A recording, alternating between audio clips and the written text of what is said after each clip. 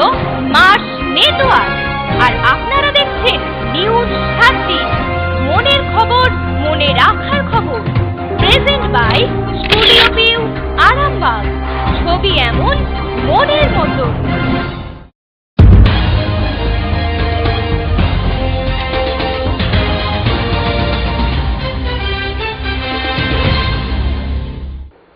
নমস্কার, আপনারা দেখছেন নিউজ 7 দিন। আপনাদের সঙ্গে আমি সুজিত। শুরুতেই চোখ রাখছি হেডলাইন্সে।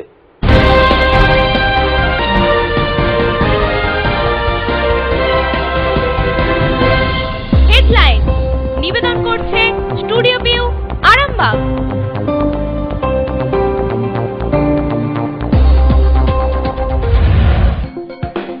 মহাসমারোহে পালিত হল শ্রী শ্রী রামকৃষ্ণের 182তম আবির্ভাব তিথি।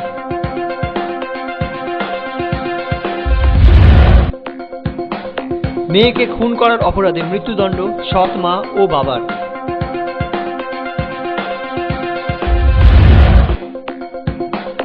চাকুরি পাইয়ে দেওয়ার নাম করে গৃহবধূর শ্লীলতাহানি।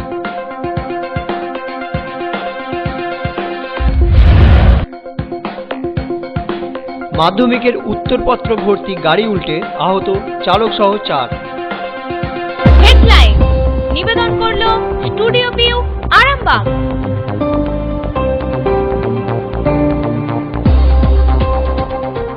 এবার চোখ রাখছি নিউজ 7 দিনের বিস্তারিত খবরে।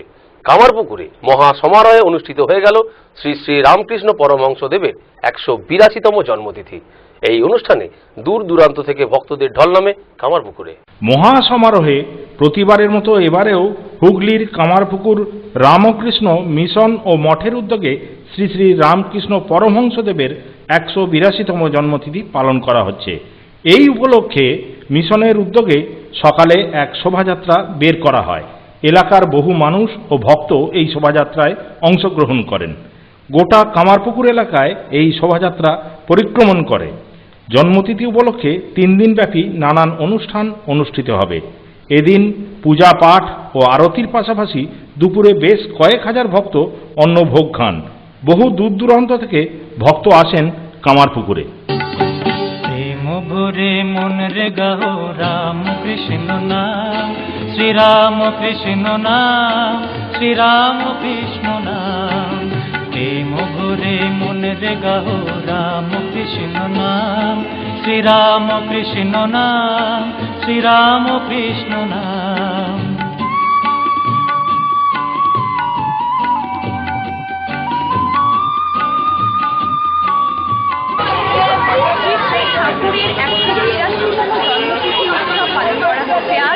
আজ মঙ্গলবার সকালের মঙ্গল আরতি আজকে উৎসবের পালনসূচি শুরু হয়েছে এবং সারাদিন প্রচুর নানান অনুষ্ঠানের মাধ্যমে কামারপুকুর আজকে ভীষণ সেজে উঠেছে। সাজো সাজো রবে প্রত্যেকে আজকে ঠাকুরের উৎসবে জন্মদিন পালন করতে খুব আগ্রহী এবং প্রায় 20,000 ভক্ত দর্শনার্থী সকালে প্রভাত পেরিতে অংশগ্রহণ করেছে। সারাদিনে নানান পূজা অর্চনা জাতকের মাধ্যমে আজকের উৎসবটি পালন করা হবে। এখানে মেলাও বসে গেছে, প্রচুর দর্শনার্থী, প্রত্যেকে প্রসাদ পাবেন, কেউ ফিরে যাবেন না। আজকে বিভিন্ন অনুষ্ঠান সূচি যেগুলো হচ্ছে এবং তার মধ্যে থেকে প্রচুর দর্শনার্থী, তারাও অনেকে কামারপুকুরে, তাছাড়াও প্রচুর বাইরে থেকে দর্শনার্থী ভক্ত তারা এসেছেন ঠাকুরের এই জন্মতিথি উৎসবকে পালন করার জন্য। ক্যামেরায় সঞ্জীব ঘোষের সাথে প্রিয়াঙ্কা। কামারপুকুর থেকে সঞ্জীব ঘোষের সঙ্গে প্রিয়াঙ্কা নন্দীর রিপোর্ট, নিউজ 7 দিন। মেয়েকে খুন করার অপরাধে সৎ মা ও বাবাকে মৃত্যুদণ্ডে দণ্ডিত করল আরামবাগ মহকুমা আদালতের মহামান্য বিচারক শুভ্র বন্দ্যোপাধ্যায়। ঘটনায় এলাকায় চাঞ্চল্য ছড়িয়ে পড়ে। মেয়েকে খুন করার অপরাধে সৎ মা ও বাবাকে মৃত্যুদণ্ডে দণ্ডিত করল হুগলির আরামবাগ মহকুমা আদালতের বিচারক। একসঙ্গে দুজনের এই শাস্তি ঘোষণায় আরামবাগ জুড়ে রীতিমতো চাঞ্চল্য ছড়িয়ে পড়ে। আরামবাগ মহকুমা আদালতের মহামান্য বিচারক শুভ্র বন্দ্যোপাধ্যায় মঙ্গলবার এই রায় ঘোষণা করেন। যদিও শাস্তিপ্রাপ্ত 2 আসামি তথা সৎমা পূর্ণিমা শাসমল ও বাবা নিমাই শাসমল নিজেদের নির্দোষ বলে দাবি করেছেন। জানা গেছে গত 30/5/2011 সালে মেয়ে দেবযানী শাসমলকে বাবা ও সৎমা মিলে গলায় ফাঁস দিয়ে মেরে ফেলে। এই ঘটনার পরিপ্রেক্ষিতে মৃত দেবযানীর মামা অমর আদক তাদের বিরুদ্ধে মামলা দায়ের করেন। সেই মামলার নিষ্পত্তি হয় মঙ্গলবার। দেবযানীর মা রেবা মারা যাওয়ার পর গ্রামবাসীদের চাপে রেবার 2 মেয়ের নামে সম্পত্তি লিখে দেওয়া হয়। এরপরই দেবযানী রয়ে যায় তার বাবা নিমাই শাসমলের কাছে, আর বড় মেয়ে কুমকুম চলে যায় তার মামা অমর আদকের কাছে। এরপরে দেবযানীকে সম্পত্তি লিখে দেওয়ার জন্য চাপ দেয় তার সৎ মা পূর্ণিমা ও বাবা নিমাই শাসমল, কিন্তু সে রাজি না হওয়ায় তাকে ওই দিন গলায় ফাঁস লাগিয়ে খুন করে। সেই ঘটনার রায় দেয়া হলো 2017 সালের 28শে ফেব্রুয়ারি। সেদিনকে হয়েছিল আমার বোনের সাথে ওই নিমাই শাসমলের বিয়ে হয়। তা ও এত মাতাল লম্পট চরিত্রহীন ছিল, ওর অত্যাচারে ওর বাবা এবং ওর নিজের বাবা নিজের মা সুসাইড করেছে। তারপরে আমার বোনের প্রতি এত অত্যাচার করত, আমার বোন গায়ে কেরোসিন তেল দিয়ে সেও আত্মহত্যা করতে বাধ্য হয়। তখন আমার দুটো ভাগ্নি ছিল, কুমকুম শাসমল এবং দেবযানী শাসমল। তারা বাচ্চার জন্য তখন আমরা কোনো আইনের পথে না গিয়ে একটা মিউচুয়াল করে নিয়েছিল, এবং ওর কিছু সম্পত্তি আমার দুটো ভাগ্নির নামে আমরা নিজেরা খরচ করে রেজিস্ট্রি করে দিই। তারপরে আমার বড় ভাগ্নি যখন সাবালক হয়, আমরা বড় ভাগ্নিকে আমাদের বাড়ি থেকেই তার বিবাহ, এবং আমার ছোট ভাগ্নি ওর কাছেই থাকতো। ওই আমার বোন মারা যাবার কিছুদিনের মধ্যেই ও দ্বিতীয়বার বিয়ে করে। দ্বিতীয়বার বিয়ে করে ও আমার ভাগ্নির দিকে একদমই দেখতে পারতুম না, মারধর করতো, খেতে দিতুম নি। তারপরে ছোট ভাগ্নি এসে আমাদের কাছে বলতো, আমরা যখন ওকে বলতুম যে তুমি কেন এইভাবে করতো, তুমি যদি না পারো বলো আমার দিকে, আমরা আমাদের ভাগ্নিকে নিয়ে চলে আসবো। ওকে হত্যা করা হয়েছে। ওর দ্বিতীয় পক্ষের স্ত্রী এবং ওর বাবা মিলে ওই দেবযানী শাসমলকে হত্যা করে। এবং আজকের রায়ে জাজ সাহেব যে রায় দিয়েছে আমরা খুবই খুশি। আমার অ্যাডিশনাল ডিস্ট্রিক্ট জাজ সেকেন্ড শুভ্র বন্দ্যোপাধ্যায় একটা কেসের অর্ডার দেন। সেই কেসের আমি সরকারি পক্ষের আইনজীবী ছিলাম। তার পরিপ্রেক্ষিতে ওনাকে প্রমাণ করাতে পেরেছিলাম যে মেয়েটা যাকে গলায় ফাঁস দিয়ে মেরেছে তার প্রথম পক্ষের মেয়ে, দ্বিতীয় পক্ষের স্ত্রী এবং বাবা দুজনে মিলে তার সম্পত্তি দেয়নি বলে তাকে রাত্রে একদিন গলায় ফাঁস দিয়ে মেরে দেয়। তার পরিপ্রেক্ষিতে অনারেবল কোর্ট শাস্তি ঘোষণা করেন মৃত্যুদণ্ড। ব্যুরো রিপোর্ট, নিউজ 7 দিন। মঙ্গলবার ছিল মাধ্যমিকের ভূগোল পরীক্ষা, আর এই পরীক্ষা দিতে এসে পরীক্ষা সেন্টারেই অসুস্থ হয়ে পড়ল খানাকুলের এক মাধ্যমিক পরীক্ষার্থী। মঙ্গলবার সকালে পরীক্ষা দিতে এসে পরীক্ষা কেন্দ্রে অসুস্থ হয়ে পড়ল এক মাধ্যমিক পরীক্ষার্থী। অসুস্থ ওই পরীক্ষার্থীকে খানাকুল হসপিটালে ভর্তি করা হলে কিছুক্ষণ পর কর্তৃপক্ষের সিদ্ধান্ত মতো ওই পরীক্ষার্থীকে হসপিটালেই পরীক্ষা দেওয়ার ব্যবস্থা করে দেওয়া হয় বলে খবর। জানা গেছে, খানাকুলের মোস্তাফাপুর গান্ধী হাই স্কুলের মাধ্যমিক পরীক্ষার্থী অনামিকা মাইতি জয়রামপুর পঞ্চানন চক্রবর্তী বিদ্যাপীঠে এবছর মাধ্যমিক পরীক্ষা দিচ্ছে। প্রথম কয়েকদিন কোনো অঘটন না ঘটলেও মঙ্গলবার সকাল থেকেই অনামিকার শরীর অসুস্থ ছিল বলে দাবি তার ভাই অর্ণব মাইতির। অসুস্থ শরীর নিয়ে পরীক্ষা দিতে এসে পরীক্ষা সেন্টারে প্রবেশ করার সময় হঠাৎই মাথা ঘুরে পড়ে যায় সে। ঘটনার জেরে তড়িঘড়ি ঘটনাস্থলে আসেন ওই স্কুলে কর্তব্যরত স্বাস্থ্যকর্মী ও বিদ্যালয় কর্তৃপক্ষের প্রতিনিধিরা। এরপর তাকে নিয়ে যাওয়া হয় খানাকুল হসপিটালে। সেখানে বেশ কিছুক্ষণ চিকিৎসা চলার পর অবশেষে কিছুটা সুস্থ হলে সংশ্লিষ্ট কর্তৃপক্ষের সিদ্ধান্ত অনুযায়ী হসপিটালেরই একটি ঘরে ওই পরীক্ষার্থীর পরীক্ষা দেওয়ার ব্যবস্থা করা হয়। অতিরিক্ত মানসিক চাপের ফলে এই বিপত্তি বলে হসপিটাল সূত্রে জানা গেছে। মোস্তাফাপুরের ছাত্রী, ওর নাম অনামিকা মাইতি, বাবার নাম অসীম মাইতি। তো মাথা ঘুরে পড়ে গিয়েছিল। আমরা সঙ্গে সঙ্গে তুলে নিয়ে আমাদের যে মেডিকেল অফিস রুম আছে ওখানে নিয়ে যাই। ওরা প্রাথমিকভাবে ট্রিটমেন্ট করে। আমরা ডাক্তারও ডেকে নিয়ে আসি স্থানীয়। তো নিয়ে আসার পর উনি দেখে বললেন মানে সেভাবেও খালি পেটে ছিল, বেশ অসুস্থ লাগছিল, ও একদম উঠে দাঁড়াতে পারছিল না। তার ফলে আমরা অবস্থা খুব ভালো না বুঝে হসপিটালে নিয়ে চলে আসি। এসে এখানে তার সঙ্গে থানায় আমরা খবর দিই, সঙ্গে ওর স্কুল বা বাড়িতে গার্জিয়ানকে খবর দিই, ওর স্কুলে খবর দিই, এবং আমাদের যে মেন ভেন্যু সেখানেও খবর দিই, দিয়ে আমরা মোটামুটি একটা সিদ্ধান্ত নিয়ে হসপিটালে নিয়ে আসি। এসে এখানে ডাক্তারবাবুরা স্যালাইনের ব্যবস্থা করেছেন এবং আমরা এখানেই পরীক্ষা দেওয়ার ব্যবস্থাটা করি। ক্যামেরায় মানস পণ্ডিতের সাথে সৌরভ রায়ের রিপোর্ট, নিউজ 7 দিন। এখন সময় নিউজ 7 দিনের একটা বিজ্ঞাপন বিরতির। সঙ্গে থাকুন। চ্যানেল মার্স প্লাস, যা ভালোবাসার কারিগর। আগামী 1 মার্চ থেকে তা হচ্ছে মার্স মিউজিক। মনোরঞ্জনে ভরপুর মার্স মিউজিক থেকে নিজের সেরা পছন্দটি বেছে নিন। মার্স মিউজিক সেরা কারিগর শুধু আপনারই জন্য। প্রতিটি পলক বলবে আহা। রোড শেয়ার করতে হবে, রোড কালচার গড়তে হলে safe drive save life, safe drive save life. বাংলার রাস্তাকে নিরাপত্তায় মোড়ে পথ চলাকে সুগম করতে পশ্চিমবঙ্গ সরকার নিয়ে এলো সেফ ড্রাইভ সেভ লাইফ। মাননীয় মুখ্যমন্ত্রী মমতা বন্দ্যোপাধ্যায়ের স্বপ্নের প্রকল্প safe drive save life. Safe drive করতে হবে, রাস্তাটা জয় করতে হলে safe drive save life. Let's safe drive save life. Safe drive save life, স্বপ্নের বাংলা তৈরি করতে আসুন সবাই মিলে জেগে উঠি। স্বপ্ন নগরী গান সত্যি হতে পারে, তবে জাগতে হবে।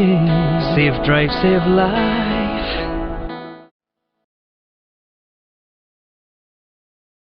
ট্রাফিক আইন মেনে চলুন, সাবধানে রাস্তা পারাপার করুন, হেলমেট পরে বাইক চালান, শহরের রাস্তার উপর পার্কিং করবেন না। মাননীয় মুখ্যমন্ত্রী মমতা ব্যানার্জির অনুপ্রেরণায় আরামবাগ পৌরসভা ও আরামবাগ থানা কর্তৃক জনস্বার্থে প্রচারিত। আপনাদের প্রিয় চ্যানেল মার্স, যার প্রতিটি মুহূর্ত মনোরঞ্জনে ভরপুর। আগামী 1 মার্চ থেকে তা হচ্ছে মার্স বিনোদন। হ্যাঁ, মনে রাখবেন, চ্যানেল মার্স হচ্ছে মার্স বিনোদন। কিছু না বলেও যা সব কিছু বলে দেয়। ফিরে এলাম বিজ্ঞাপন বিরতির পর। আপনারা দেখছেন নিউজ 7 দিন। আপনাদের সঙ্গে আমি সুজিত। চোখ রাখছি পরের খবরে। বেসরকারি ব্যাংকে চাকরি পাইয়ে দেওয়ার নাম করে এক গৃহবধূর শ্লীলতাহানি। ঘটনাটি গোঘাটের বালিদেয়ানগঞ্জ এলাকার। বেসরকারি ব্যাংকে চাকরি দেওয়ার নাম করে এক গৃহবধূর কাছ থেকে নগদ টাকা নেওয়ার পরেও তাকে ডেকে নিয়ে গিয়ে শ্লীলতাহানি করার অভিযোগে এক যুবককে গ্রেপ্তার করল হুগলির গোঘাট থানার পুলিশ। মঙ্গলবার দুপুরে এই ঘটনা ঘটে। পুলিশ সূত্রে জানা গেছে, ধৃত ওই যুবকের নাম রাজকুমার পাল। তার বাড়ি গোঘাটের বালিদেয়ানগঞ্জ এলাকায়। এদিকে অভিযুক্ত যুবককে পুলিশ গ্রেপ্তার করে নিয়ে যাওয়ার সময় এলাকার বাসিন্দারা পুলিশকে ঘিরে ব্যাপক বিক্ষোভ দেখান। ধৃত যুবককে পুলিশের কাছ থেকে ছিনিয়ে নেওয়ার চেষ্টা করেন ক্ষুব্ধ গ্রামবাসীরা। তবে পুলিশ যথাযথ ব্যবস্থা নেওয়ার আশ্বাস দিলে ক্ষুব্ধ গ্রামবাসীরা শান্ত হন। পুলিশ সূত্রে জানা গেছে, গোঘাটের বালিদেয়ানগঞ্জ এলাকার এক গৃহবধূকে একটি বেসরকারি ব্যাংকে চাকরি দেওয়ার নাম করে 1 লক্ষ টাকা দাবি করে ওই যুবক। কিন্তু ওই গৃহবধূর 1 লক্ষ টাকার পরিবর্তে 40,000 টাকা দিতে রাজি হন। কিন্তু অভিযুক্ত রাজকুমার গৃহবধূকে বলেন যে আলোচনা করতে হবে, এই টাকায় হবে না। উল্লেখ্য যে অভিযুক্ত যুবক নিজে ওই বেসরকারি ব্যাংকের সিকিউরিটি গার্ড। তিনি বালিদেয়ানগঞ্জ শাখায় কর্মরত। এরপর মঙ্গলবার রাজকুমার ওই গৃহবধূকে ডেকে আনেন ব্যাংকের পাশেই একটি লজে। অভিযোগ যে ওই লজের মধ্যে রাজকুমার ওই গৃহবধূকে জোর জবরদস্তি টানা হেঁচড়া করতে থাকেন। তবে শ্লীলতাহানিও করে ওই যুবক, এই অভিযোগ। এরপরেই গৃহবধূ চিৎকার চেঁচামেচি করতে থাকেন। স্থানীয় বাসিন্দা ও ওই এলাকার লোকজন ছুটে আসেন, তাকে অভিযুক্ত যুবক রাজকুমারের হাত থেকে উদ্ধার করেন। এরপরেই খবর পেয়ে গোঘাট থানার পুলিশ আসে এলাকায়, তাকে গ্রেপ্তার করে। এই ঘটনায় নিগৃহীতা গৃহবধূ গোঘাট থানায় অভিযোগ দায়ের করেন। পুলিশ অভিযোগের ভিত্তিতে রাজকুমারকে গ্রেপ্তার করে। ওই গৃহবধূর স্বামী জানান, আমি ওই প্রতারক পিশাচের কড়া শাস্তি দাবি করছি, যাতে ওই যুবক আর কারুর এই ক্ষতি করতে না পারে। এই বিষয়ে গোঘাট থানার পুলিশ বলেছে, ঘটনার পূর্ণ তদন্ত করে ব্যবস্থা নেওয়া হবে। সকালে হঠাৎ দেখলাম যে এইখানেতে একটা ভদ্রমহিলা বিধবিত, তার স্বামী বা তার মামা এসে চাকরি দেবে বলে ওই সিকিউরিটি গার্ডের কাজ করে রাজকুমার পাল সে মেয়েটাকে দোতলায় নিয়ে গিয়ে বলেছে যে চাকরি দেবে বলে, আর তার স্বামীকে কাগজ জিজ্ঞাসা করতে পাঠিয়ে দিয়েছে, মামাকে নিচে নাচ করে রেখেছে, রেখে আর উপরেতে হঠাৎ মেয়েটা শ্লীলতাহানি করতে যায়। তখন মেয়েটা ছুটে নেমে এসে IDBI। ব্যুরো রিপোর্ট, নিউজ 7 দিন। বৌমাকে পুড়িয়ে মারার অপরাধে শাশুড়িকে যাবজ্জীবন কারাদণ্ডের আদেশ দিলেন চন্দননগর মহকুমা আদালত। পণের দাবিতে বৌমাকে পুড়িয়ে মারার অভিযোগে শাশুড়িকে যাবজ্জীবন কারাদণ্ডের আদেশ দিল চন্দননগর আদালত। 2011 সালের সেপ্টেম্বর মাসে জাঙ্গিপাড়ার কোটালপুরের রাকিবা বেগমের বিয়ে হয় হরিপালের সিপাইগাছির শহীদুল ইসলামের সাথে। বিয়ের পর থেকেই পণের দাবিতে অত্যাচার চলতে থাকে। রাকিবার শ্বশুরবাড়ির তরফে রাকিবার বাপের বাড়ির কাছে 1 লক্ষ টাকা পণ দাবি করা হয়। পণ দিতে না পারায় অত্যাচার চরম মাত্রা নেয়। 2012 সালের 5ই জুলাই রাকিবার শাশুড়ি মনসুরা বেগম সহ শ্বশুরবাড়ির আরো কয়েকজন রাকিবাকে একটি ঘরে বন্ধ করে গায়ে কেরোসিন তেল ঢেলে জীবন্ত জ্বালিয়ে দেয়। রাকিবার মৃত্যুকালীন জবানবন্দির ভিত্তিতে রাকিবার শাশুড়ি মনসুরা বেগমকে গ্রেপ্তার করে হরিপাল থানার পুলিশ। তাকে দোষী সাব্যস্ত করে চন্দননগর আদালতের অতিরিক্ত দায়রা বিচারক বিমল কান্তি বেরা। আজ তার যাবজ্জীবন কারাদণ্ডের সাজা শোনান অ্যাডিশনাল ডিস্ট্রিক্ট অ্যান্ড সেশন জজ চন্দননগর শ্রী বিমল কান্তি বেরা মহাশয় রায় দিলেন যে সশ্রম কারাদণ্ড ভদ্রমহিলা মনসুরা বেগম প্লাস 5,000 টাকা ফাইন আর অনাদায়ে 2 মাস আরও সশ্রম কারাদণ্ড। অভিযোগ ছিল উনি নিজের বৌমাকে জীবন্ত কেরোসিন তেল দিয়ে পুড়িয়ে মেরে ফেলেছিলেন হরিপাল সিপাইগাছি গ্রামে। মোটিভটা ছিল যেটা হয় আর কি, আপনার 1 লক্ষ টাকা যৌতুক দিতে হবে, সোনার গহনা দিতে হবে, না দেয়াতে অনেক বেশি উৎপীড়ন অত্যাচার, এবং এটা নিয়ে 2-3 বার মীমাংসা হয়েছিল। যখনই মীমাংসা হয় 2-1 দিন ভালো থাকে, তারপর আবার সেই অত্যাচারের মাত্রা আরও বেড়ে যায়।